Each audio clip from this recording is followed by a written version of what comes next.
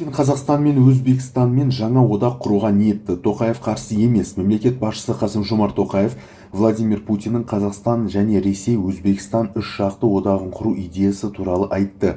Қазақстан президенті Қасым-Жомарт Тоқаев Ресеймен және Өзбекстанмен үш жақты одақ мәселесін қарастыруға дайын екенін мәлімдеді.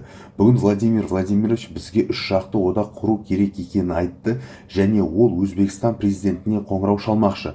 Біз де осы тақырыпқа терең үңілуіміз керек. Бастысы оң нәтиже мен жақсы қарым-қатынас. Негізінде біз бұған дайынбыз. Неге болмасқа, дейді ел басшысы Ресей премьер-министрі Михаил Мишустинмен кездесуінде. Мишустин өз кезегінде Ресей Федерациясы мен Қазақстанның тауар айналымы күрделі геосаяси және экономикалық жағдайға қарамастан 2022 жылы рекордтық деңгейге көтерілгенін атап өтті.